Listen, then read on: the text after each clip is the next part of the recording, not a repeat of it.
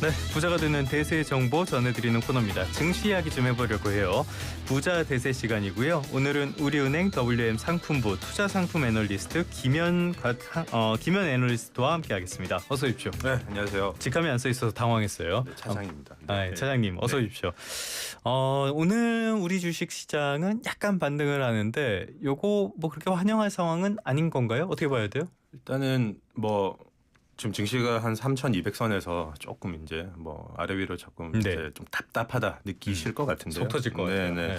일단은 뭐 사실 근데 상반기에 이제 워낙 강한 랠리를 보였고 특히 5에서 7월 달 동안의 속도는 뭐 전 세계 증시에서 따라올 수 없을 정도의 상승률이었기 때문에 일각에서는 좀 쉬어가야 된다 이런 얘기들이 사실 있었긴 했습니다. 예.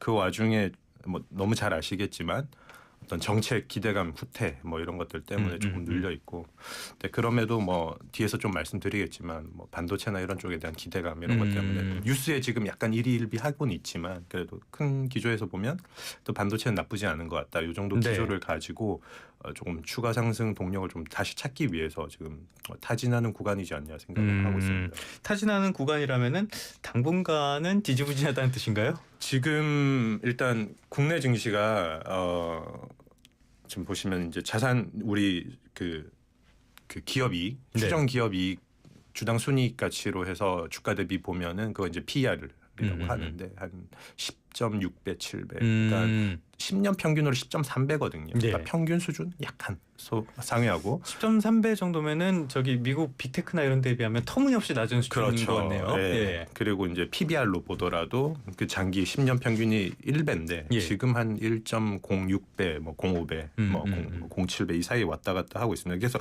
5에서 7월 동안 많이 올랐지만 증시가 부담스럽냐라고 했을 때는 그건 아닌 거고요. 네. 그래서 이제 그런 상황에서 이제 결국 추가 동력은 정책에 대한 기대감을 회복하는 건데요.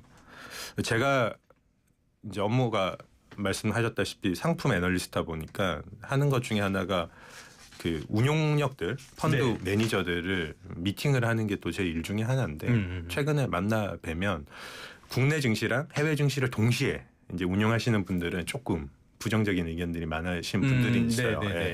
동력이 좀 상실된 것 같다. 근데 국내 증시 하시는 분들은 물론 이제 거기에 자기가 운용하는 거에 대한 편향은 있겠지만, 근데 여전히 긍정적으로 보고 있고요. 예를 들면 지금 5천까지 진짜도 갈 수 있다 이렇게 보시는 분들도 있고, 근데 이제 공통적으로 하는 말씀은 전부 다 정책 얘기를 하는 거고, 그게 결국 배당 소득 분리과세 이런 부분들을 다시 시장 기대치만큼 끌어올려야 된다라는 거죠. 그럼 지금까지 영향을 줬던 것들 상법 개정이 두 차례 있었고요. 여기 양도소득세가 있었단 말이에요. 양도소득세는 여전히 결정이 안 났고 상법 개정 두 차례는 첫 번째는 괜찮은데 두 번째는 좀 의견이 엇갈리는 것 같아요. 세 번째 자사주 의무 소각까지 가면은 이건 호재가 될 수 있을까요?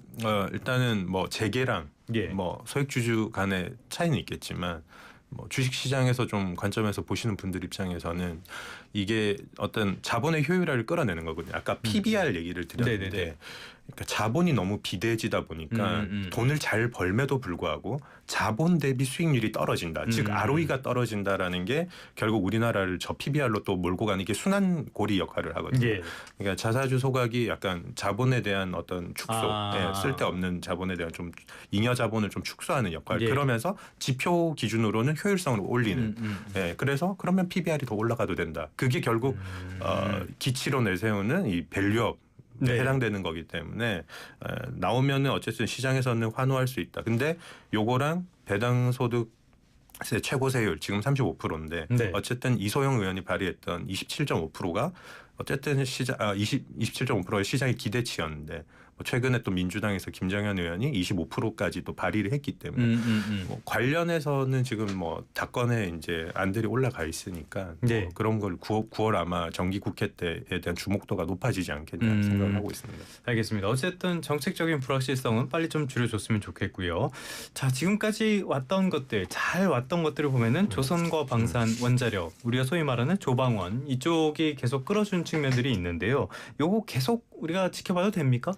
일단은 증시 차원에서 보면 증시가 대세 상승하는 구간에서는 주도주라고 했던 애들이 역사적으로 보면 끝까지 사이클을 같이 했습니다. 뭐 과거에 2011년도 때 뭐 차화정 그다음에 2017년도 때 반도체, 20년도 때 뭐 코로나 시기 때 언택트로 뭐 했던 네. 그런 애들이 주도 사이클 때까지 같이 갔거든요. 근데 그 주된 이유는 증시가 결국 상승한다라는 건 유동성도 있지만 유동성 다음에 실적 장세로 갑니다. 그러니까 실적이 되느냐 그 구간에서. 그러니까 수급을 떠나서 이제부터 펀더멘탈이다. 네, 그렇죠. 그거를 하는 건데 조방원 같은 경우에 원자력은 조금 다른 얘기지만 조선과 방산 같은 경우 이미 수주 실적 가지고 올해 지금 양호한 실적을 내고 있고 그래서 지금 조선 방산 원자력이 분포되어 있는 업종을 저희가 굳이 이제 뭐 분류에 따라서 다르겠지만 산업 체계를 나눠 보면 중공업, 건설, 산업재 이런 식으로 분류할 수 있는데 25년 상반기에 이들 세 개 업종의 순이익 이 코스피에서 차지하는 비중이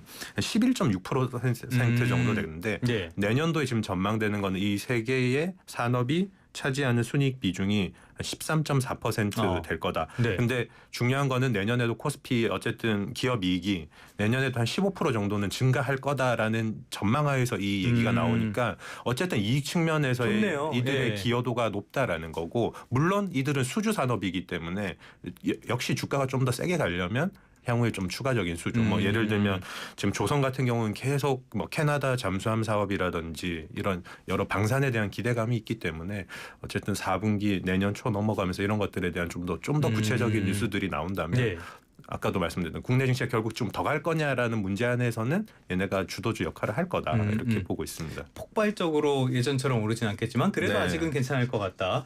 하반기에 그러면은 우리가 조금 더 주목해야 되는 업종 얘네들 말고는 또 뭐가 있을까요? 역시 아까 서두에도 좀 말씀드렸는데 반도체일 거라고 보고 있고요. 역시 우리나라는 반도체 나라죠. 네, 그렇죠. 그래서 이제 좀 다행스럽게도 지금 지수가 잘 버티는 것. 그러니까 투자하신 분들이 지금 내 거 요즘 별로 안 좋아 이렇게 하시지만 그래도 시장이 생각보다 내려가진 않았거든요. 원래요 대공황 이후로 시장은 계속 우상향을 하고 있는데요. 내 건 안 올라요. 그렇죠. 근데 그 기저에 이제 우리 코스피로 보면 기술적으로 삼성전자가 좀 그래도 강했다 그 기간 동안에 물론 뭐 어제는 좀 약하고 오늘 반등하고 이런 게 왔다 갔다 하지만 뭐 삼성전자 그 동안에 이제 뭐 좀 안 좋은 뉴스만 나오다가 테슬라 향 좀 대응 수주 이런 얘기가 나오니까 결국 좀 애물단지 취급받으려고 했던 파운드리 비즈니스가 다시금 좀 재평가되는 부분들 그게 또 결국 미국 텍사스 뭐 오스틴에 있는 공장이라든지 이런 것들이다 보니까 이런 게 있고 하이닉스 같은 경우에는 그냥 이제 우등생이 돼버렸으니까 잘하고 내년에도 잘할 거다.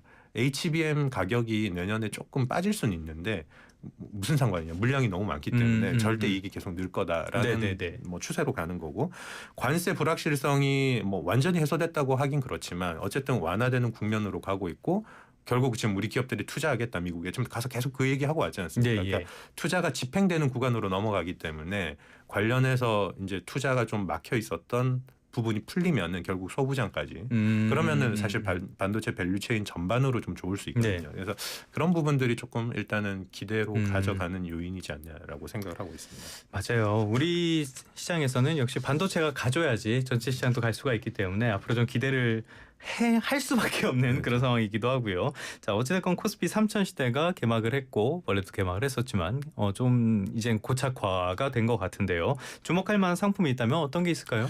네, 최근 그 ETF 시장에서 좀 재밌는 상품들 중에 하나가 특정 수급 주체를 추종하는 상품들입니다. 예를 들면 이제 뭐 작년, 재작년에 미국 주식 한참 성행할 때, 이제 인기가 많을 때는 서학개미라는 워딩이 있었고 그 서학개미를 따라하는. 혹은 미국 주식 뭐 베스트셀러, 그러니까 ETF 이름에 이런 게 들어가 있습니다. 아니면 뭐 억만장자의 뭐 포트폴리오를 따라하는 빌리어네어 이런 게 있습니다. 아니면 버크셔 해서웨이, 워렌 버핏의 그 포트폴리오를 따라하는 그런 게 있었고요. 최근에 이제 국내 증시에 이제 핵심 수급 주체라고 할 수 있는 외국인 투자자, 외국인 투자자를 좀 추정하는 전략 관련된 상품이 출시가 되었고요. 단순히 외국인 수급을 쫓아가면 사실은 후행합니다. 왜냐하면 지금까지 산 데이터만 보고 따라가는 거니까. 앞으로 어떻게 움직일지 모르니까 지금. 그래서 이제 요 상품 같은 경우에는 외국인이 사대 기업 이익 증가율 이 추정치가 상향되는 애들 그 상위 기업 이익이 좋은 상위 100개 기업을 추린 다음에 그 안에서도 외국인이 6개월 동안 꾸준히 산 종목 그리고 나서 마지막에 최근 1, 2개월 동안 더 강하게 산 이런 종목들을 좀 뽑아서 외국인 수급을 좀 쫓아가 보자. 왜냐하면 장기적으로 외국인 승률이 좋았거든요. 작년에도 외국인이 산 순매수 탑10 10개 종목인 전부 플러스였는데 네. 국내 개인이 산 탑10 종목은 10개 중에 3개밖에 플러스가 되지 않았었습니다. 알겠습니다. ETF도 점점 발전하고 있는 것 같습니다. 오늘은 우리은행 WM 상품부 김현 투자상품 애널리스트와 함께했습니다. 오늘 말씀 잘 들었습니다. 네, 감사합니다.